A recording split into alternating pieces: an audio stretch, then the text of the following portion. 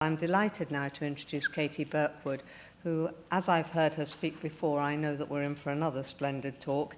Katie is the RCP Rare Books and Special Collections librarian at the college and is one of the team who have curated this exhibition, but Katie has really led it for us, and I'm extremely grateful to her and to all the museum, archive and library team who've contributed to this wonderful exhibition and evening and other events that I've mentioned earlier. Katie contributes to the journal Library and Information History and has published widely, and is going to take us behind the scenes and speak about how she curated this exhibition. Katie, thank you.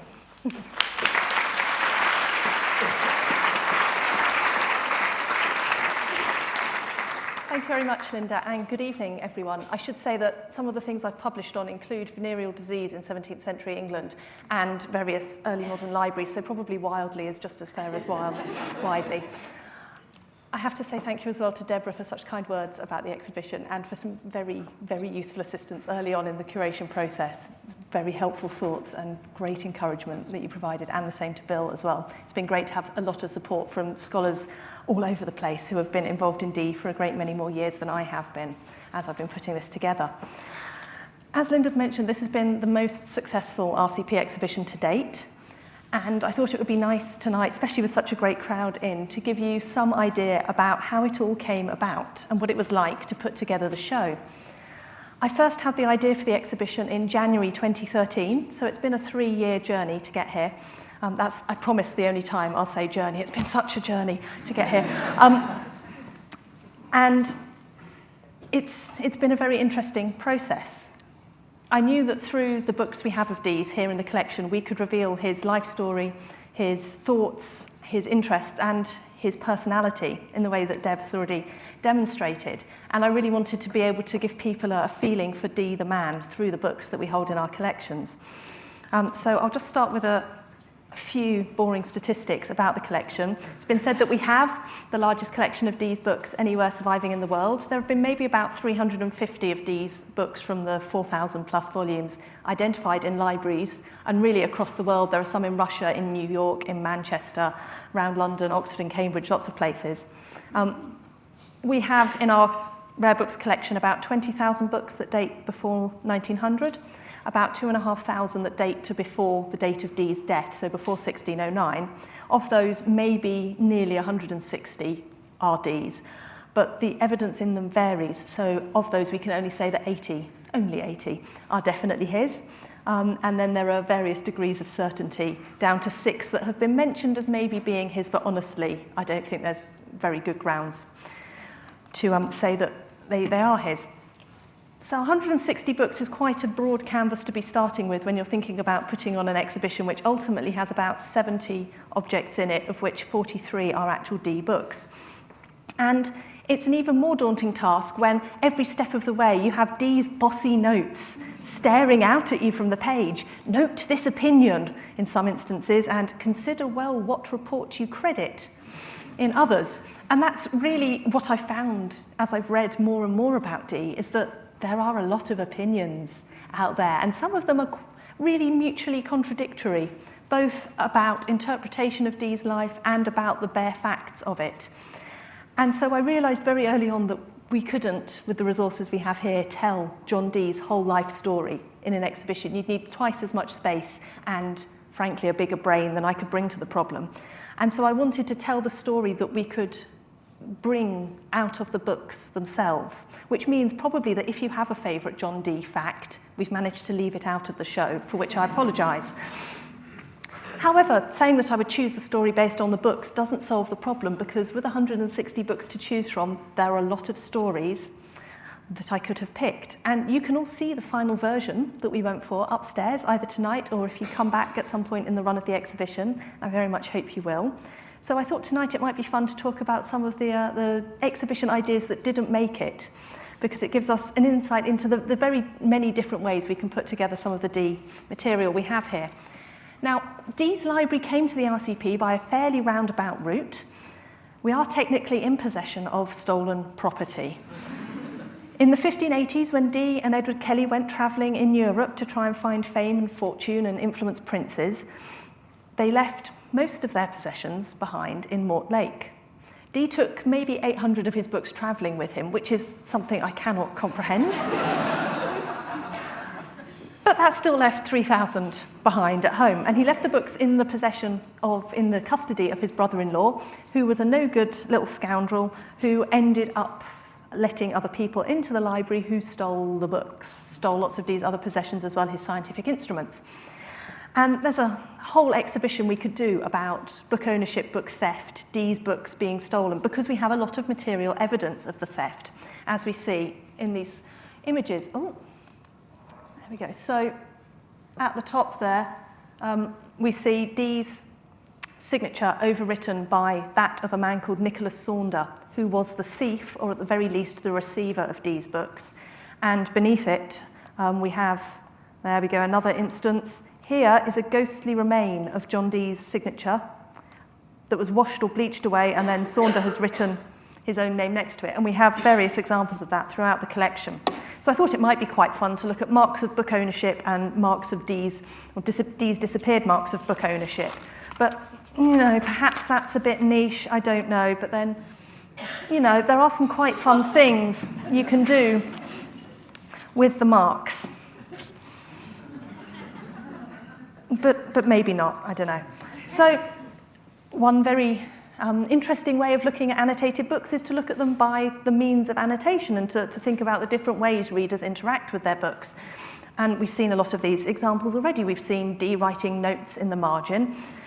We've seen him drawing beautiful sketches. So it could have gone from the very simple, like the underlining we see here. Some of the books we have only have underlining, and it's quite hard based on that to pin them down, certainly as Dee's, because one man's underlining looks a lot like another's, or even a woman's underlining.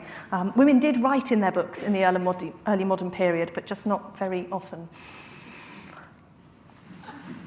We could have had a whole case dedicated to the manicule, this wonderful pointing hand, which I see in my dreams now as well, follows me around. They come in a variety of shapes and sizes and levels of anatomical correctness in Dee's book. And there's also quite a range of fashion visible. Different sorts of cuffs appear on the wrists, very nice.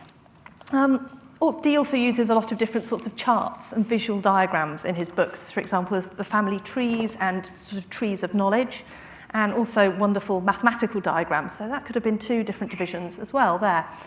I particularly like the horoscope that's at the top here because it records the appearance of a comet in the sky in the 10th century that was recorded by some Arabic astrologers, and Dee reads about this in a book and then draws the chart out to map, see where it was and think about the influence, the effects that might have had, that comet.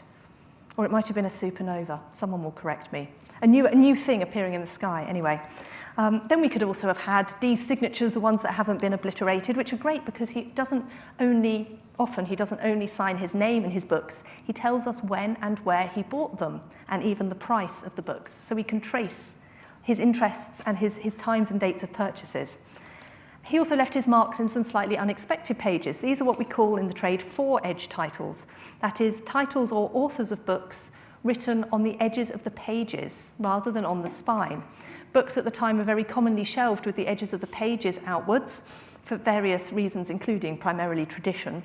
And Dee writes titles, authors, and other notes on the edges of the pages there. And for some of the books in the collection, these rather faint annotations are now the only evidence we have that Dee owned the books. The writing looks like it's in Dee's handwriting. So that could have been one exhibition looking very much from the perspective of the annotations. Another idea I had, rather far-flung, was we could look at one single book. One of the great tragedies of being a rare books librarian who wants to put things on display is that at best, usually, you can only show a pair of pages at one time. And that can be an awfully difficult decision. In the case of this Cicero, it was very straightforward to choose which page to show because one page has an amazing ship, and all the other pages, though they're great, don't have a ship drawn on them. There are some other rather jolly things. This thing here is an image of a Greek temple on an island being burnt by King Xerxes. We had to read the text to work that out, though we stared at it in the office for a little while trying to work out what that might represent. It has been done in exhibitions before to disbind a book, to take it apart so that you can show lots of pages, but usually only in special circumstances. The Fitzwilliam Museum in Cambridge did this a few years ago when they bought a copy of the medieval Macclesfield Psalter, a handwritten book that was in very poor condition when they acquired it and was going to have to be completely taken apart before it could be put back together again. As part of the conservation process. And while it was apart, they put many, many of the sheets on the walls of one of the galleries in the museum so that visitors could see lots of the different pages together. I decided it might be a bit of a shame to the book to have to take it apart and a bit of a shame to only show one from the collection. So we shelved that idea as well.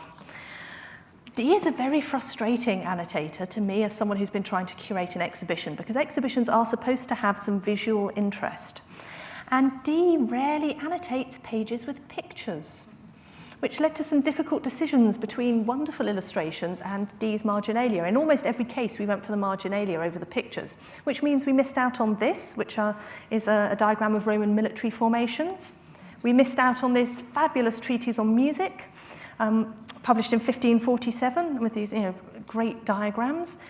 It means in all the wonderful astronomical and astrological books we have on display, we don't get in many of the absolutely superb diagrams, which are a staple of books of this kind in the period, and incidentally show that the idea that people generally believed the Earth was flat doesn't hold much water, because they're full of diagrams showing spheres going around each other that just don't work if the items are flat discs, but that's by the by. Some really exciting geography. This little lady here is in fact a map of Europe. Not convinced? Does that help at all? Her head is Spain and the crown is Portugal and one arm is Denmark and one is... Well, I thought it was an amusing picture, but it didn't make it in. Obviously, we could also have focused on Dee's own doodles and pictures, and maybe we could have had a case on faces, and certainly then we could have had a case of ships.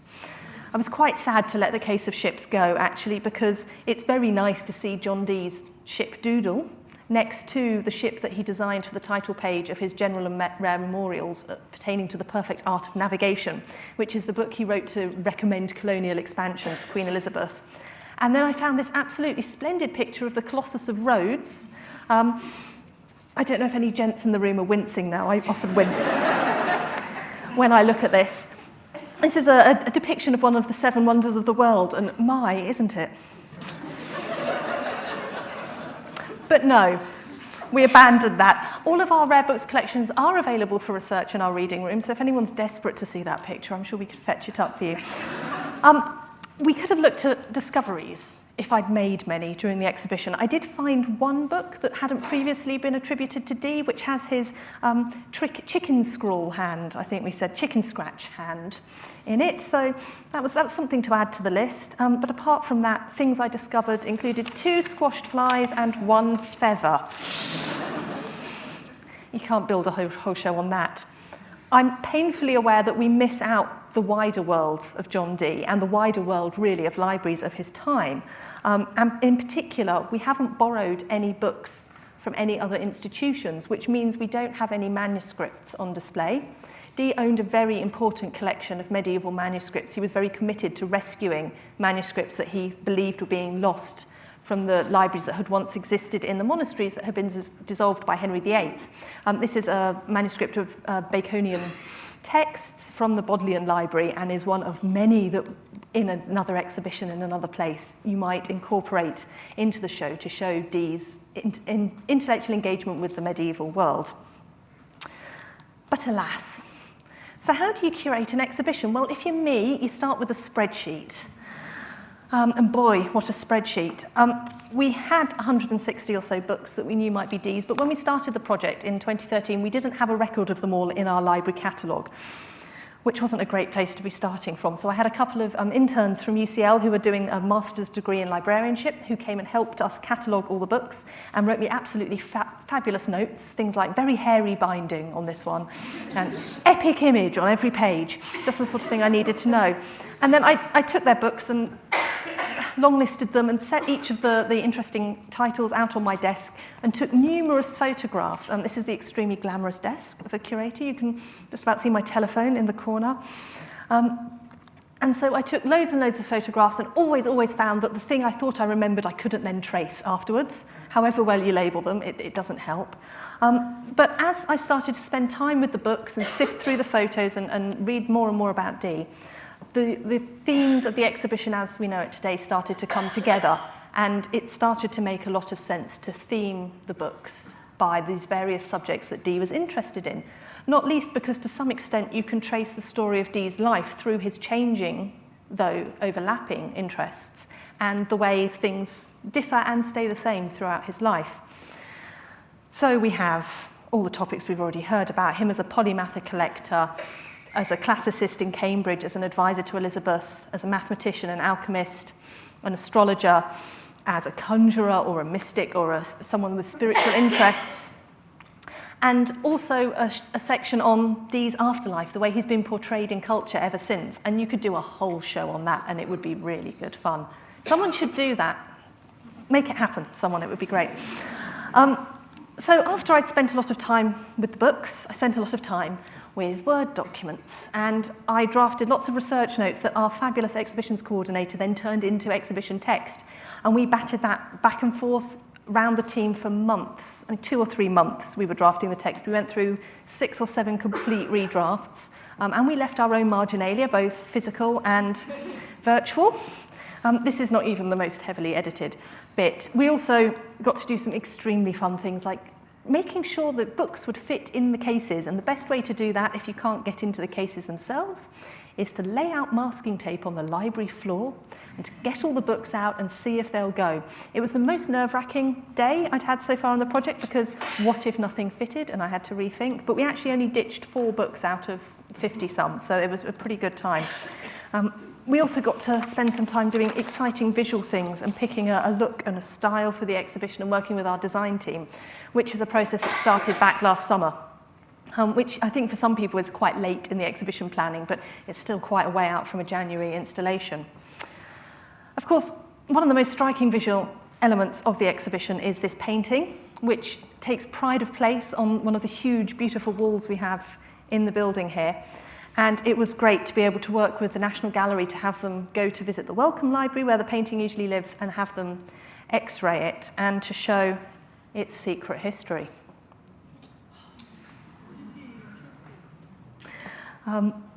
We thought we might find skulls when we X-rayed the painting, but I don't think any of us were really hoping that we'd get something as dramatic and exciting as that.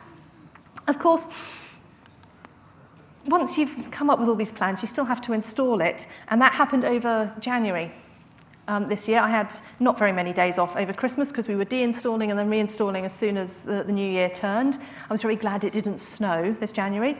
And it's all exceedingly unglamorous putting in an exhibition. Here's the chap who put up the wallpaper. Here are the people who put up lots of the artwork for us and the wall panels. And this is, I am assured, an official art handler unit of measurement. Not just someone, they have to take him everywhere to make sure things match up. We were really, really generously supported by colleagues, museum colleagues at the Science Museum and the British Museum who lent objects believed to have been used by Dee for the exhibition, and they come to visit with the objects and check them very carefully before they go on display and before we lock the cases for 6 months. So here we all are unpacking the golden disc and the crystal balls. This little case was my biggest worry in the whole exhibition because everything hangs in various ways on everything else. Having a shelf of books displayed with captions behind them seemed like a really good idea about 18 months ago. And then when I realised everything was going to have to line up precisely, and we had no plan B, it was a bit nerve-wracking until it all went in and it did line up and it was fine. But do go and appreciate that case. It will make all the heartache worthwhile. This, of course, was the day that was most nerve-wracking for everyone else, I think, on the project. This is when we installed the huge painting. It came in 2 parts, the frame separate from the canvas. We had to take a tape measure, of course, to the front doors to make sure we could get it into the building. It was reassembled on site, and then a team of 7 professional art handlers we used to get it up onto the wall. And bless them, they had to do it with everyone from the library, archive and museum team watching them from the gallery as well, because we were all so excited to see how it go up to see it go up. John Dee didn't furnish his library from IKEA.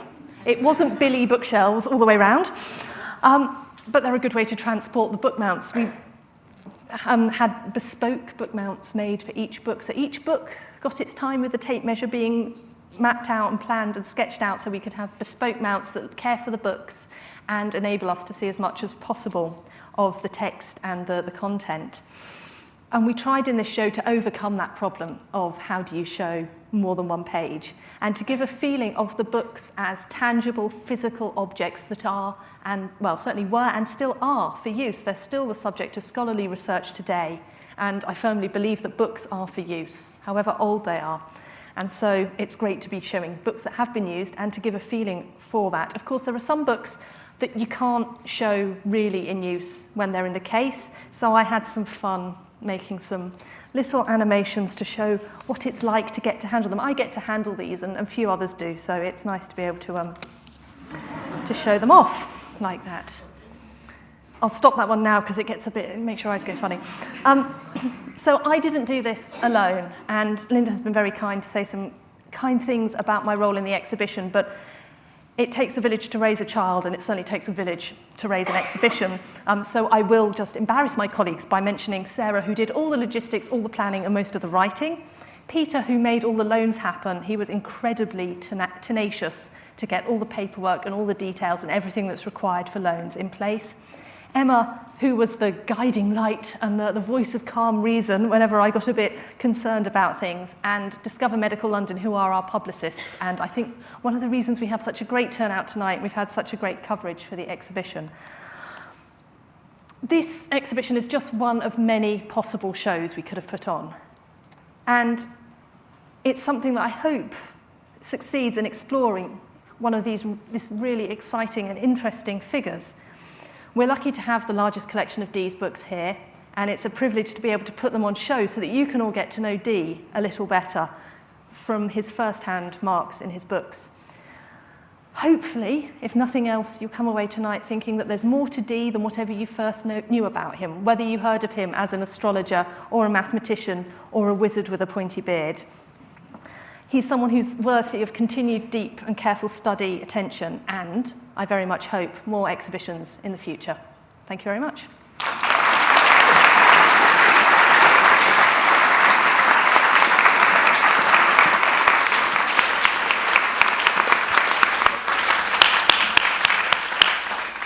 Katie, thank you very much for that insight. I don't think any of us would quite have the diligence, patience, and other enthusiasm that you clearly had in curating this. Thank you so much.